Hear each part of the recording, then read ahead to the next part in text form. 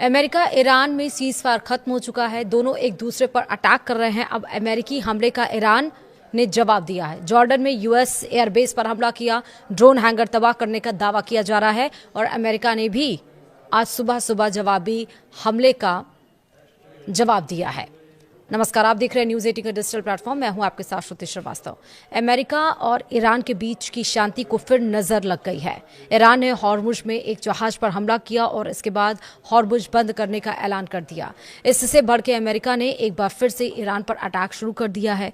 रविवार यानी कि आज के दिन 12 जुलाई के दिन ईरान के बुशहर में जोरदार धमाके सुनाई दिए और ईरान ने हॉर्मुज तक बंद करने का ऐलान किया है, जब अमेरिका ने एक दिन पहले ही उससे कहा था कि वह इसे खोले। लेकिन उस बीच में स्ट्रेट ऑफ हॉर्मुज, जहां से दुनिया का 20% तेल आयात किया जाता है, वो फिर से ईरान ने बंद कर दिया है। दरअसल हॉर्मुज स्ट्रेट से गुजर रहे एक साइप्रस झंडे वाले कंटेनर जहाज पर हमले के बाद अमेरिका फिर से ईरान पर हमला कर दिया। इस सप्ताह ईरान पर यह तीसरे दौर का हमला है और इस बीच ईरानी मीडिया ने दक्षिणी शहर बुशहर और असालियोह में विस्फोटों की सूचना दी है। उधर ईरान के सरकारी चैनल प्रेस टीवी ने बताया कि रविवार यानी कि 12 जुलाई तड़के दक्षिणी शहर बुशहेर और असालियोह में कई विस्फोटों की आवाज सुनाई दी है। हालांकि नुकसान या हताहतों को लेकर तत्काल कोई आधिकारिक जानकारी सामने नहीं आई है।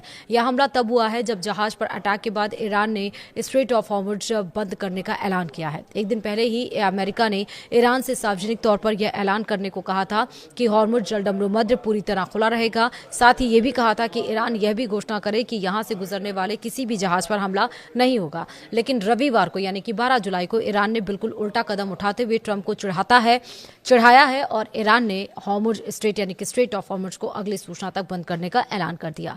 इतना ही नहीं, एक जहाज पर फायरिंग भी की है। वहीं CNN की रिपोर्ट के मुताबिक IRGC ने दावा किया है कि जिस साइप्रस झंडे वाले जहाज को निशाना बनाया गया वह ईरान की इजाजत के बिना निर्धारित मार्ग से हटकर हॉर्मुज से निकल रहा था। वहीं अमेरिकी सेंट्रल कमांड यानी कि सेंटकॉम ने दावा किया है कि ईरान की ओर से जहाज पर हमले के बाद चालक दल का एक सदस्य लापता है। सेंटकॉम ने यह भी कहा कि अमेरिका ने पहले भी ईरान को व्यावसायिक जहाजों पर हमलों के बाद हुए समझौता ज्ञापन यानी कि MOU का पालन करने का मौका दिया था, लेकिन ईरान फिर ऐसा करने में नाकाम रहा। अमेरिकी सेना के अनुसार राष्ट्रपति डोनाल्ड ट्रंप के निर्देश पर यह सैन्य कार्रवाई शुरू की गई है और हमले अभी भी जारी हैं। वहीं अमेरिकी रक्षा मंत्री पीट हेगसेथ ने सोशल मीडिया पर लिखा, ईरान ने गलत फैसला लिया है, अब उसे इसकी कीमत चुकानी होगी। वहीं इस लड़ाई में अब तक क्या क्या अपडेट्स आए हैं रात से लेकर आज सुबह तक, वो आप समझ लीजिए।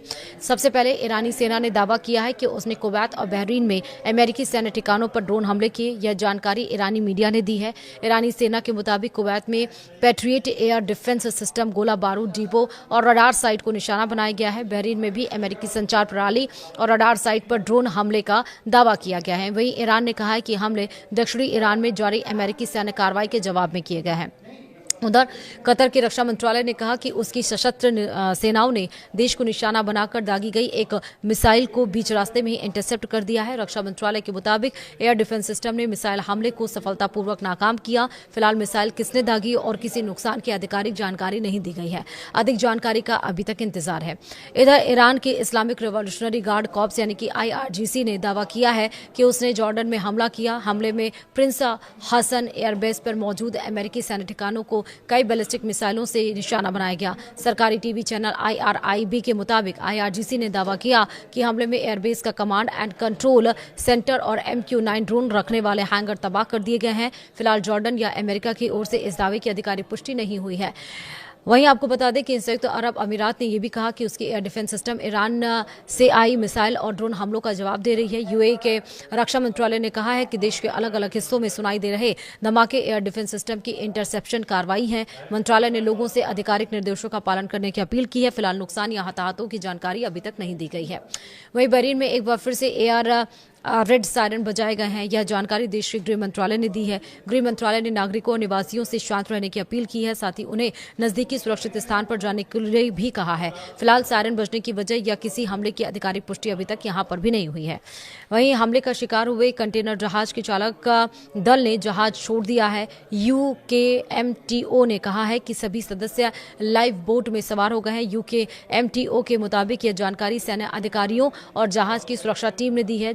बचाव अभियान पर नजर रखी जा रही है। इससे पहले सेंटकॉम ने दावा किया था कि IRGC ने साइप्रस ध्वज वाले कंटेनर जहाज MV GFS गैलेक्सी पर हमला किया है। अमेरिका के मुताबिक जहाज में आग लग गई है और इंजन रूम को भारी नुकसान हुआ है। एक नागरिक क्रू सदस्य अब भी लापता बताया जा रहा है।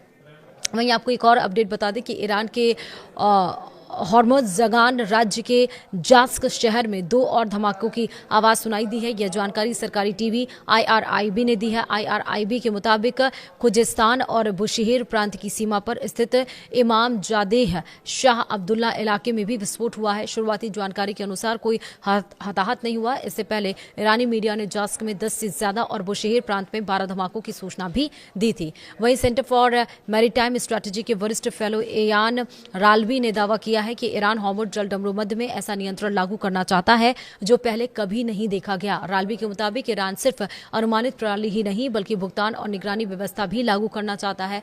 उनका दावा है कि इसे बल प्रयोग के जरिए लागू करने की कोशिश हो रही है और उन्होंने ये भी कहा कि हालिया हमलों के बाद जहाजों की आवाजाही काफी ज्यादा घट गई है। उनके मुताबिक अब ज्यादातर ट्रैफिक ईरान की ओर आने वाले रूट से ही गुजर रहा है। वहीं ईरान के दक्षिण पश्चिमी शहर बंदर ए मशहर में एयर डिफेंस सिस्टम सक्रिय कर दिए गए हैं। यह जानकारी ईरान की अर्ध सरकारी मेहर न्यूज एजेंसी ने दी है। रिपोर्ट के मुताबिक एयर डिफेंस सिस्टम को अलर्ट पर रखा गया। हालांकि स्थानीय प्रशासन ने अभी तक किसी हमले या नुकसान की पुष्टि नहीं की है। वहीं बंदर ए मशहर खुजिस्तान प्रांत के तटीय इलाके में स्थित है। अधिकारियों की ओर से आगे की जानकारी का अभी तक इंतजार है। तो अभी तक क्या क्या घटनाक्रम घटे हैं ईरान और अमेरिका के बीच में, हमने आपको वो जवाब दिया। अभी तक अमेरिकी हमलों का जवाब ईरान ने दिया है। अब इंतजार है कि ईरान हमलों का जवाब अमेरिका क्या देगा।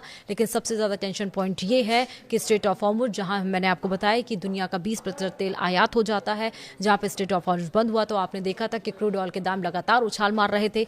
LPG, CNG, पेट्रोल डीजल के दाम भी अपने देशों में भी इसकी कीमतें बढ़ने लगी थी। एक बार फिर से स्ट्रेट ऑफ हॉर्मुज़ बंद हो गया है और एक बार फिर से आप मान सकते हैं उसी तरह का संकट मंडराने वाला है। फिलहाल वीडियो में इतना ही।